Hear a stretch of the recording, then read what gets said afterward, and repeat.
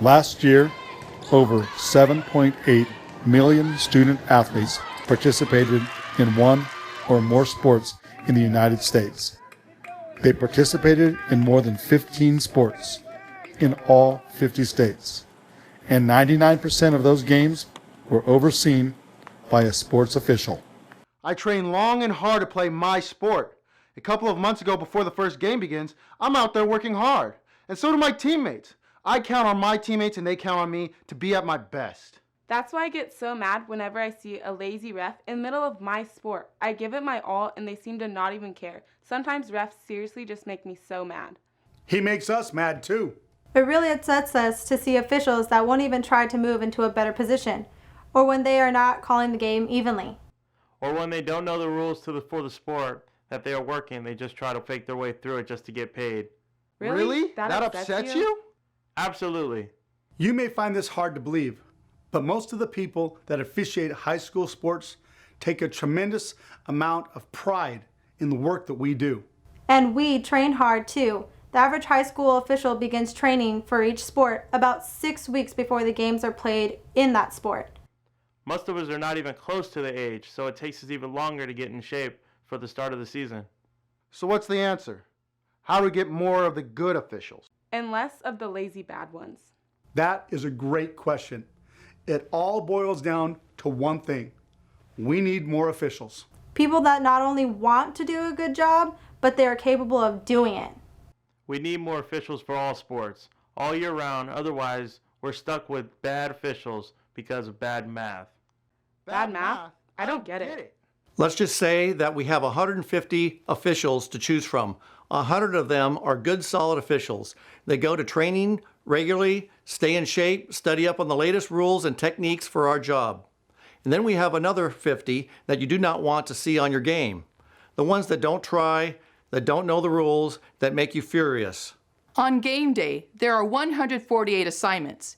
If we have only 150 to choose from, 100 good ones, and 48 of the ones that you don't want to see on your game, they are all working. That's what we call bad math officials. Everybody knows officials should be out there, but we still need a body. I don't want him as my partner any more than you want him calling your game. And as the assigner, I don't want to use that official, but because of bad math, I have to. And he knows it. They know that they are going to get work because we need them. So there's no incentive for him or her to get better. That's a bummer. Really? Wow. That's seriously unbelievable. I can't even comprehend that. It stinks for us too. Most of us work really hard and truly care. We want to be the best high school officials possible. It's nice to have coaches and players excited when they see us walking out there to work their games. We are all not perfect, and we may mess up, but we are going to try just as hard as the student athletes are. If we don't succeed, it will not be because of the lack of effort. And we will be the best trained team on the field months before we take the field or walk on the court for your game. We passed our tests. We know the rules of your game and work to enforce them fairly. I train hard. Just like your teammates can count on you, my crewmates can count on me. I'm not going to let them down, and I'm not going to let you down either. But we need more officials. We need some new blood, someone to help us push the lazy bad math officials. Push them? Do you mean shove them? You want me to knock them down? Not exactly. Athletes should never touch an official. But if we have more good officials and the bad math officials see they aren't needed. And that now, I do have a choice to whether or not I assign them games. They better improve their game or get ready to stay at home a lot. Or find another guy that has no choice. Because if I don't have to assign them anymore, I won't. But I have no clue on what to do, where to not stand, and what the rules are and how to talk to coaches and players. So come to our trainings and let us teach you. You bring your able body along with your desire to learn and work hard, and we'll get you ready. And we will be with you. Remember, the majority of our sports are officiated by 2 or more officials at all times. Remember, we work as a team, and no one messes with my partner. I've got your back. You're not going to be thrown into the fire until you're ready, and you will be taught straight out of the NFHS books. Out of the what? The NFHS books, the National Federation of High Schools. but I've never played sports before. I never played softball or baseball until I was almost 21 years old, but I learned how to umpire when I was still in high school. With the money that I used from umpiring, I was able to buy this without my parents' help. Seriously? Oh yeah, we get paid to do this. We actually get paid pretty well. What's pretty good? Let's talk in terms you can relate to. In one night working a JV, then varsity football games, an average football official makes as much for more than this guy will make in 12 hours. Except our guy earned his money doing something he loves, and he gets to stay in shape as he works the games. Plus, it's outdoors and in the fresh air. But sometimes it rains. True, but I'd still rather be doing this for 4 hours in the rain than that for 12 hours. Good point. Hey, easy. There's nothing wrong with that other job. Millions of people work at places like that. As a matter of fact, many of your friends, teachers, or even parents probably worked in a similar place. But how many people your age get to do this? Or that? Or work here? Are you ready to be that person? Are you? Then we are ready to train you. So, what are you waiting for? I can't work after 8 at night. Until after 3 p.m. 2 days a week, Tuesday and Thursdays. On Wednesdays because of church. On Wednesday and Friday. I want to work 5 sports. I don't think I could do 3 sports. I can only do 1 sport. I can't wait to do varsity games. Hey, bro. I think I could do college. That'd be the only way you'd be in a college game. I don't want the pressure of varsity. Can I stay at the lower levels? I've never played on a team, but I love sports. Whoa, slow down. There are a lot of questions and comments in there. Let me answer all of them by saying, I can still use you. All those limitations, special requests, goals, I can still use you. So let's go. What are you waiting for? But who will train me, and how much does it cost to attend these classes? Will I have to work every day? Let's start at the beginning. Step 1, you need to register. Go to ncoa.arbitersports.com and sign up under the first sport that you'd like to work. Make sure that you fill in all of the areas up to the point where you have to pay for your registration. Stop there. The screen just before that in your registration process, it'll show you where all the meetings and the trainings are going to be held. Then go to one of the meetings and the trainings. See if it's for you.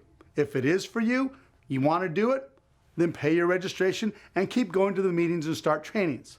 If it's not for you, nothing lost except for one night at a meeting where you got to see a bunch of officials. Next, get ready to start working. You will need to study the NFHS rule and mechanics books and pass the test with a score of 80% or better. That sounds pretty tough, and it is. But do you remember that bad math official? He passed that test. So I'm betting that you can too. And you probably need to get back into better physical shape, so you might want to start running at home. Now you need to get out there and do some serious on-the-field training. There will be some of the scrimmages that will be set up for you to work. This is where you get to start using the mechanics that you've learned. Trust me when I say there's no classroom substitute for live action. The more scrimmages you attend, the better you'll be. And when you're at those scrimmages, ask lots of questions and listen to what the instructors are saying and showing you what to do. They are there to help you learn. We want you to succeed because we want good partners. Think about this. The group you are joining already knows the people that they chose to be your instructors. They were chosen for a bunch of reasons, but one of the main reasons is they are patient. You are going to be taught good high school mechanics. These solid mechanics are the foundation that you will be able to use as you climb the ranks as a sports official. They are accepted all across the United States, and we are proud to be using them. The last thing is to have fun. You are here for a reason. You have a love of the game. If you don't love the game, you will not like what you're doing, and you will not last. As you can see, it's a neat opportunity that you're being given. Not everyone can do this line of work. I guarantee you it's not as easy as it looks, but it's a job that we love doing. We just need some new blood to help us out. And if you're over 35, you're officially too old, right? Not quite. I said we need some new blood. The blood doesn't have to be only 20 to 22-year-olds. Your daddy or your mama may be the better official than you. but they are sitting on the couch or sidelines complaining about the ref in the game that they are watching, when they should be out here calling games with the rest of us. I guess I missed the memo about being too old. Maybe it was a text. Maybe it was a Facebook or a twit. A tweet? A tweet. That's what I think they call it. I started doing high school sports when I was in my mid-40s. Last season, I worked the playoff in 3 sports. Each year I go deeper into the playoffs in every sport I work. Good for you. I only do one sport. I started in my late 40s, but I'm now doing college as well. But my legs do ache a little more each time I do it. Yeah, and I got to stretch a lot more than I used to before and after every game. Like I said, we want some new blood. But think about those last 2 officials. How much better would they be today if they started officiating when they were 20 years younger? We will never know. Remember, age isn't the limiting factor. Ability is. So here it is, your official invitation to become an official.